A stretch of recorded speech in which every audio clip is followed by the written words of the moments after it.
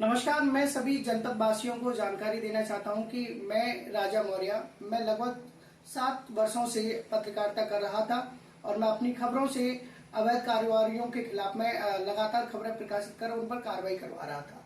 लेकिन कुछ जो अवैध कारोबार को संरक्षण जो लोग जो दे रहे थे वो मेरे पीछे बुरी तरह से पड़ गए। मुझे जान से मारने की धमकियां आने लगी, मेरे ऊपर हमले भी कराए गए और मेरे पर फर्जी मुकदमे भी दर्ज कराए गए।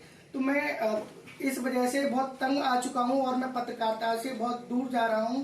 और मैं इस वजह से मेरा मन दुखी हो गया है कि मैं पत्रकारिता में एक उम्मीद लेकर आया था कि मैं लोगों की जन समस्याओं को दिखाऊंगा, उनके जनहित के मुद्दों को दिखाऊंगा। लगातार मैं दिखा भी रहा था। अवैध कारोबारी माफियाओं पर मैं लगातार खबरें प्रकाशित कर रहा था और उन पर लगातार कार्रवाइयां हो रही थी, जिसको लेकर अवैध कारोबारी माफिया और उनको संरक्षण देने वाले पत्रकार बौखला गए और मेरे पीछे हाथ धोकर पड़े हुए हैं। मैं इस वजह से जनपद गौतम बुद्ध नगर वासियों से माफी चाहूंगा कि इतने जो मैंने 7 साल जो पत्रकारिता जो मैंने की है शहर में और लोगों की आवाज को उठाई है, आज के बाद मैं पत्रकारिता के लिए छोड़ रहा हूँ। नमस्कार। नमस्कार साथियों, मैं संजय भाटी आज बड़े दुखी मन से आपको एक सूचना दे रहा हूँ। मुझे अभी अभी छोटे भाई राजा मौर्य का एक वीडियो मिला जिसमें उन्होंने मैसेज किया है सभी जनपद वासियों के लिए कि वो पत्रकारिता छोड़ रहे हैं। मैं उनके दर्द को समझ रहा हूँ।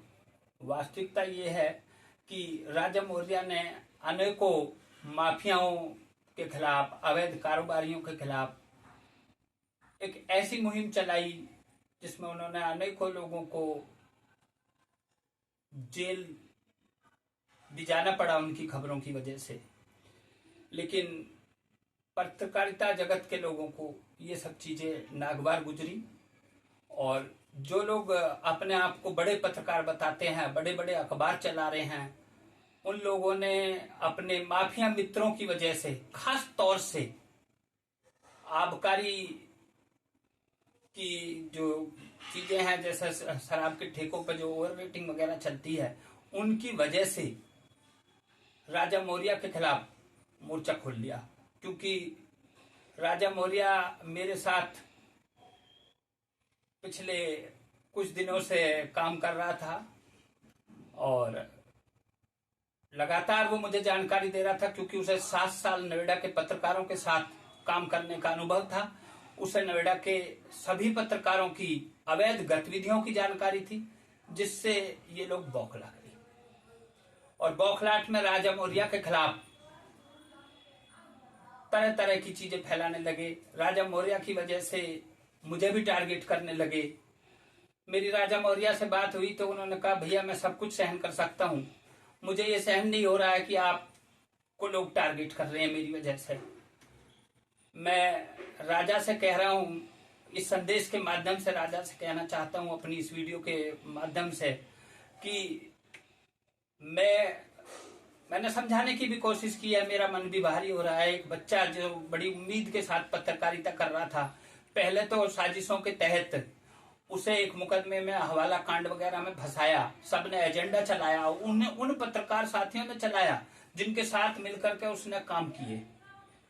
क्योंकि नया बच्चा था, उसे पता नहीं था जो पत्रकार अवैध गतिविधियों से जुड़े रहते हैं उनके आर्थिक हित होते हैं और वो उनमें उगाइयां करते हैं। ऐसे पत्रकारों को, कोई भी ऐसा पत्रकार नहीं चाहिए जो अवैध गतिविधियों को खोले। मैं अभी भी ये चाहूंगा राजा मौर्य से, वो मन छोटा ना करे। मैं तैयार हूं, मेरे साथ मिलकर काम करे और इसके लिए किसी अखबार की या उसकी जरूरत नहीं होती है। आज की तारीख में सोशल मीडिया है और मैं खुद एक अखबार मालिक था। मैंने अखबार को ऐसे फेंक दिया कि अखबार की आवश्यकता ही नहीं है। सच को खोलने के लिए आज की तारीख में तो यूट्यूब है। मैं चाहूंगा कि राजा मौर्य भी यूट्यूब चला ले, अपना एक यूट्यूब चैनल चलाए, अपने ट्विटर से इनको बेनकाब करे। हमारे एक साथी हैं जो पत्रकारिता को पिछले 6-7 साल से छोड़े बैठे थे, अचानक उन्होंने गौतम बुद्ध नगर के पत्रकारों की वाट लगा दी है। उनकी वजह से पत्रकार बौखला रहे हैं। तो मैं राजा से कहना चाहूंगा कि वो इतनी बुरी तरह से ना घबराए इन चीजों से, और इनको ये मौका ना दे, इनको ये ना दिखाए, और वो मेरे साथ आए, मैं तैयार हूं। ऐसा कुछ नहीं है, खुलासे करे लोगों के और लगातार काम करे। अधिकारियों को भी सब कुछ पता है, कौन लोग अवैध गतिविधियों में जुड़े हुए हैं, कौन अपराधी हैं। अधिकारियों को अपने विभाग के लोगों की भी पता होती है। और मैं भी थोड़ा सा नर्वस हो रहा हूं, क्योंकि शायद राजा मौर्य के जाने से मुझे एक दिक्कत होगी कि मुझे कोई ये बताने वाला नहीं रहेगा कि नोएडा में जो पत्रकार अपने आप को बड़े बड़े पत्रकारों के रूप में स्थापित करे बैठे हैं, वो करते क्या हैं, आखिर उनके पास इतना पैसा आता कहां से है, कहां से उनकी लग्जरी गाड़ी चलती है। तो ये सब चीजें राजा को ही पता थी, तो राजा लगातार बता रहा था, और ये राजा को टारगेट करके मुझे भी टारगेट कर रहे थे, क्योंकि इनको भी ये पता है कि सारी चीजें राजा ही खोल रहा था। और मेरा तो एक तरह से चेहरा समझिए खोल तो राजा ही रहा था। तो मैं कहना चाहूंगा कि राजा जो है अपना काम करे, और सही और गलत समाज देखता है। चंद उगाईखोर पत्रकारों से मतलब नहीं है कि वो क्या चिल्ला रहे हैं। अरे साड़ी उतारने का आरोप तो मुझ पे भी लगा है, मेरे ही पैसे हैं, मेरा ही पैसा है। जो व्यक्ति जिससे मैंने कभी छोटा समझते हुए अपने पैसे का इस कदर तगादा नहीं करा कि भाई आज ही दे, ठीक है, जब जैसे बोल दिया वैसे ही ले लिए, कभी कम दिए, ज्यादा दिए या ना दिए, तो भी मैंने मान लिया। और वही व्यक्ति कह रहा है कि मैंने साड़ी उतार दी। अब राजा उसी के गैंग से घबरा रहा है। जब भी वो पिटता था मेरे पास ही तो आता था। जो एक पत्रकार जिसने अपनी पत्नी का जो वो लगाया है, जब पीछे थाने में पिटा था तब भी मेरे पास ही आया था। पीछे क्लब वालों ने, किसी ने जो है उसके क्लब वालों के साथ दलाली कर रहा था, 2 लाख रुपए का कोई घपला था, तो वो पैसे वैसे मर गए थे, तब भी मेरे पास ही आया था। चेक बाउंसिंग था, तब भी मेरे पास ही आया था। और तमाम चीजें थी। तो मैं तो राजा से यही कहूंगा कि इनसे ना घबराए और पत्रकारिता करे।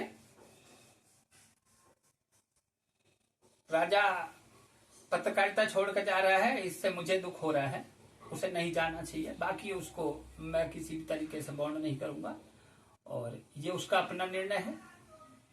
और मैं सभी से चाहूंगा कि आज मेरा भी मन हो रहा है, क्योंकि इन उगाईखोरों के खिलाफ लड़ने के लिए मैं अकेला महसूस कर रहा हूं कि अकेला रहूंगा, लेकिन मैं अकेला भी लड़ाई लड़ूंगा और चाहूंगा कि राजा जो है खुल के साथ आए। इसके लिए किसी अखबार की जरूरत नहीं होती है, किसी की भी जरूरत नहीं होती है। ये समाज है, ये सब देख रहा है, आज सोशल मीडिया है। और राजा मौर्य जल्द से जल्द मैं चाहूंगा अपना खुद का यूट्यूब चैनल लॉन्च कर ले, जिससे अपनी बात रख सके। और अपने राजा मौर्य के चाहने वाले जिले में बहुत लोग हैं, बहुत लोग राजा को प्यार करते हैं, तो राजा उनके लिए काम करे। इसी के साथ जय हिंद, जय भारत, नमस्कार दोस्तों।